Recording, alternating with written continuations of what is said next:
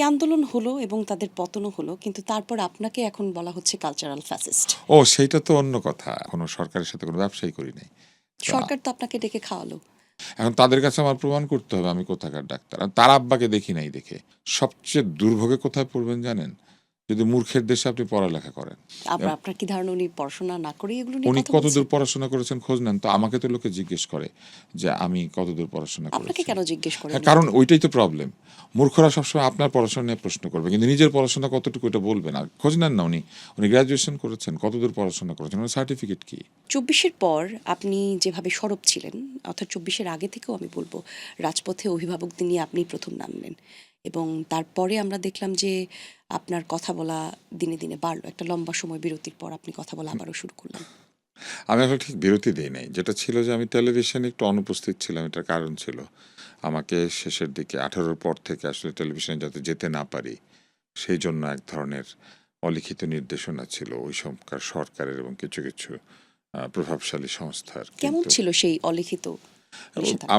আমার মনে আছে আমি যমুনা টেলিভিশনে লাইভে ছিলাম। সেই অবস্থায় অনুষ্ঠান বন্ধ করে দেওয়া হলো এবং আমাকে বলা হলো যে কানেকশন পাওয়া যাচ্ছে না। এটা ২১ সালে কোভিডের সময়। তো তারপর থেকে আ বিভিন্ন জায়গাতে আমি জানতে পেরেছি যে আমাকে যাতে না ডাকে সেই কথা বলে দিত।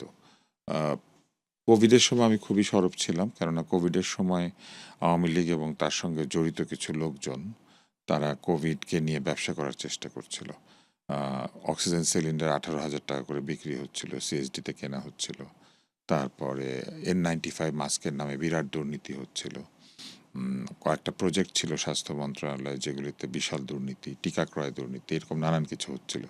আমি সেইগুলি নিয়ে কথা বলার কারণে আসলে তারা বিরক্ত হয়েছিলেন। কিন্তু কথা না বলে কোনো উপায় ছিল না, এইজন্য যে সাধারণ মানুষের জীবন সংশয় ছিল, ডাক্তারদের জীবন খুবই সংশয়ে চলে গিয়েছিল। ডাক্তারদেরকে এমন সব পিপিই সরবরাহ করা হয়েছিল যেগুলো আ শামিয়ানার কাপড় কেটে তৈরি করা। কিন্তু সেগুলো নিয়ে তো অনেকেই কথা বলতে পারতো, বা আপনি কথা বললেন তারপরে শুধু আপনাকেই কেন কথা বলা বন্ধ করে না, দিতে কারণ চাইলেন? আমার ধারণা কথা গুছিয়ে বলতে পারি। আমি কথা বললে লোকে শোনে।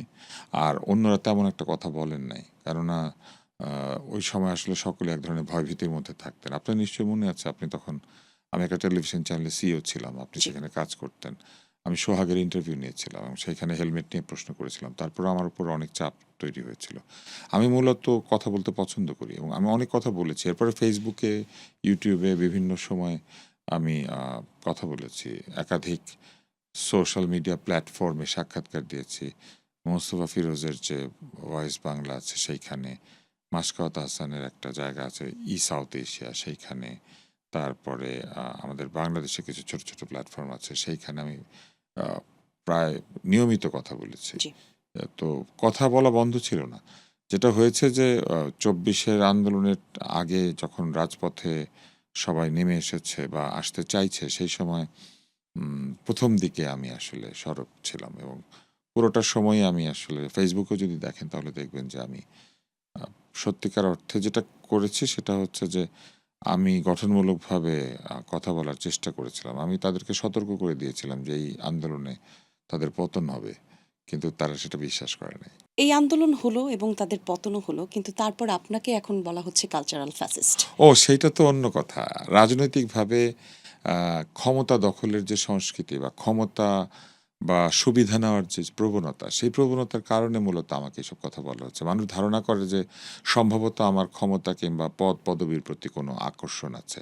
এবং যদি আমি কিছু পেয়ে যাই বা আমাদের মতো লোকেরা যদি কিছু পেয়ে যায় অথবা কোনো জায়গাতে পৌঁছে যায় তাহলে কিছু মানুষ নিজেদের অস্তিত্বকে আ এক ধরনের হুমকির মুখে পড়বে বলে মনে করে। কেননা আমার যে ট্র্যাক রেকর্ড সেখানে আমার আর্থিক দুর্নীতির কোনো প্রমাণ নাই এবং আ আমি ক্ষমতা অপব্যবহার করেছি এরকমও কোনো প্রমাণ নাই। যে কারণে এই ধরনের লোকদেরকে কিছু পাওয়ার বেলায় অনেক মানুষ আসলে শঙ্কিত হয়ে ওঠে যে তারা যদি কিছু হন তাহলে তো আমরা কিছু পাবো না। কারণ তারা নিজেরা কিছু করে না, আমাদেরকেও কিছু দিবে না। এইটা একটা অংশ। আরেকটা অংশ হচ্ছে যে ক্ষমতা যারা কামড়াকামড়ি করেন, তারা সবসময় চেষ্টা করেন যে আ অন্য আরেকজনকে আ নেগেটিভ কথা বলে কিংবা নেতিবাচক কথা বলে তাদেরকে আ পথ আটকে দেওয়ার জন্য। আমার কাছে মনে হয় এইজন্য এইসব কথা বলে। আমি জানি না কেন বলে। না, কিন্তু কেননা কালচারাল ফ্যাসিজমের সংজ্ঞা কি? আমি যদি আপনাকে প্রশ্ন করি, আপনি নিজেও কিন্তু বলতে পারবেন না কালচারাল ফ্যাসিজম কি আসলে। আর তারা আসলে বোঝাতে চায় যে আপনি যে ব্যক্তিত্ব ক্যারি করেন সেই ব্যক্তিত্বের আড়ালে আপনি যে সমালোচনাগুলো করেন সেই সমালোচনাগুলো সমাজের জন্য ভালো নয়, ক্ষতিকর। এটা তো একটা উদাহরণ দিতে হবে। আপনি আমাকে একটা উদাহরণ দিয়ে বলেন যে আমি আসলে কোন সমালোচনা করেছি যেটা সমাজের জন্য ক্ষতিকর। আমার নিজের জন্য ক্ষতিকর।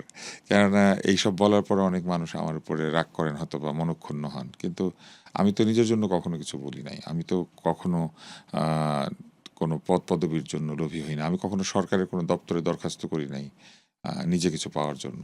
কিংবা আমি কখনো টেন্ডার বাণিজ্য করি নাই। আমি কখনো সরকারের সাথে কোনো ব্যবসাই করি নাই। তো সরকার তো আপনাকে ডেকে খাওয়ালো, দুপুরে একসাথে সরকার ডেকে খেলেন। খাওয়ান নাই। জি। মাননীয় প্রধানমন্ত্রী আমাকে আমন্ত্রণ জানিয়ে জি। আমাকে একদিন দুপুরবেলা একসঙ্গে আহার গ্রহণ করেছেন।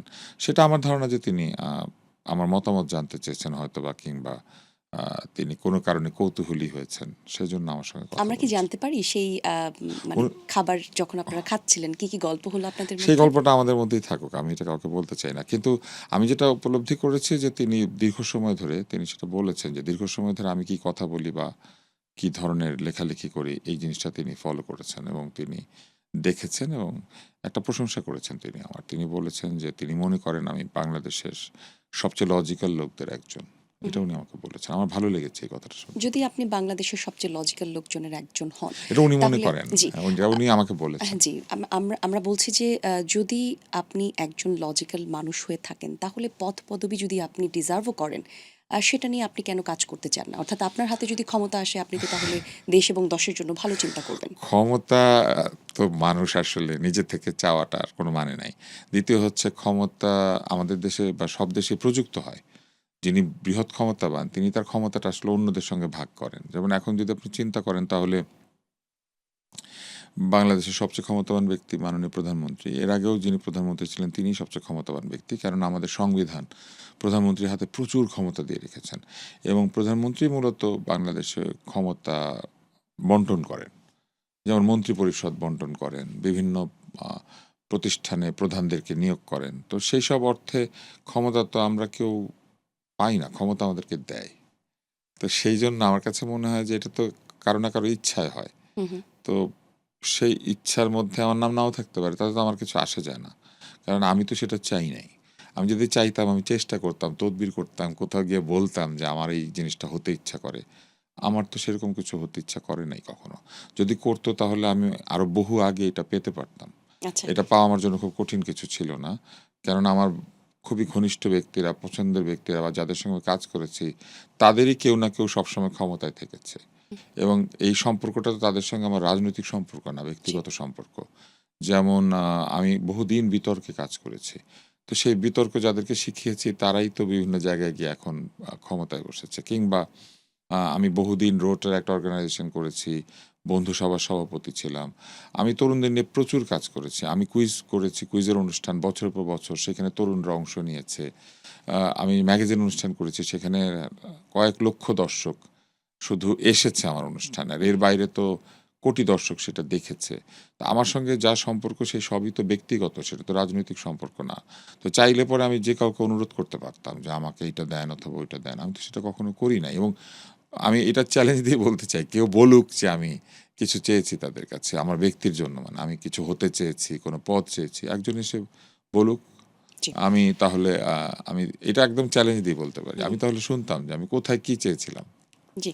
সেটা সেই কথা তাহলে সেই কথার এগুলো মিথ্যা উত্তর না এবং হয়। এই মিথ্যাগুলা কারা বলে জানেন? এই মিথ্যাগুলা বলে হচ্ছে যারা আমার সঙ্গে কথায়, কাজে কিংবা কোনো জায়গাতে সমকক্ষ হতে পারে না অথবা আ আমার আমার যুক্তির কাছে পরাস্ত হয়।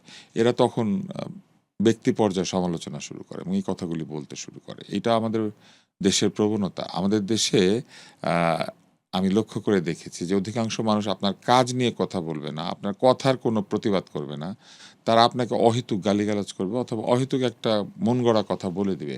যেমন একটা শব্দ আছে সুবিধাভোগী। কিন্তু কোন সুবিধাটা সেটা তারা বলতে পারে না। কি বা কি সুবিধাভোগী? সুবিধা, কি হ্যাঁ, সুবিধা? সেটা নিয়ে তারা কথা তারা বলতে বলতে চান। পারে না। এই শব্দগুলি আমাদের রাজনীতিবিদরা তৈরি করেছেন হুম, হুম। এবং নেটে তৈরি হয়েছে। ইন্টারনেটেও কিছু লোক এটা বলেন এবং তারা এগুলা বলতে থাকেন। যেমন কেউ আমাকে প্রশ্ন করেন, "উনি কোথাকার ডাক্তার?" তো আমি ডাক্তারি শিখেছি, পরীক্ষা দিয়েছি, আমি আমার ক্লাসের সেরা ছাত্রদের একজন ছিলাম। এখন তাদের কাছে আমার প্রমাণ করতে হবে আমি কোথাকার ডাক্তার। আর তার আব্বাকে দেখি নাই দেখে। কিন্তু আমি সেদিনও আমার অনুষ্ঠানে বলেছি যে শফিক সাহেবের দুলাভাই এবং আমার ডান পাশে যিনি বসেছিলেন তার বাবা, এরকম বহু লোক, এমনকি এই যে অতীতের বাণিজ্য উপদেষ্টা বশির সাহেবের বাবা আকিস সাহেব, এরা আমার এখানে এসেছেন এবং আমার আমার চিকিৎসা নিয়েছেন। তো এখন আমাকে কি জনে জনে গিয়ে বলতে হবে আমি কাকে কাকে চিকিৎসা করেছি?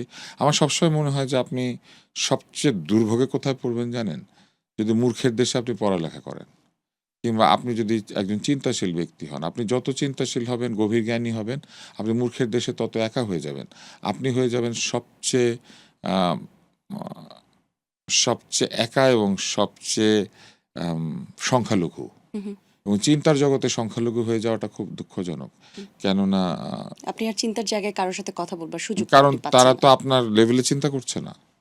আপনি নিজেই এটা টের পাবেন। জি। আপনার যত বয়স বাড়বে, আপনি যত আরো অভিজ্ঞ হবেন, আপনি দেখবেন যে আপনাকে লোকজন বুঝতে পারছে না, যদি আপনি ওই দিকে যান আরকি। হুম, হুম, হুম। কিন্তু যদি আপনি ধরেন চিত্রনায়িকা হতেন, তাহলে অন্য ধরনের হতো। কিন্তু আপনি যেহেতু একটা সৃজনশীল পেশা নিয়েছেন, এই যে ইন্টারভিউ করছেন, সাংবাদিকতা করছেন, উপস্থাপনা করছেন, আপনি কিছুদিন পরে টের পাবেন যে আপনি যত গভীরে প্রবেশ করবেন, ততই আপনি একা হতে শুরু করবেন। আ এটা আসলে একটা সামাজিক একটা ভ্যাকুয়াম মতো তাহলে তৈরি হচ্ছে আমাদের সমাজে। এই জায়গাটা আসলে পূরণ করবার মাধ্যমটা কি সেটা নিশ্চয়ই ভাববার সময় এসছে।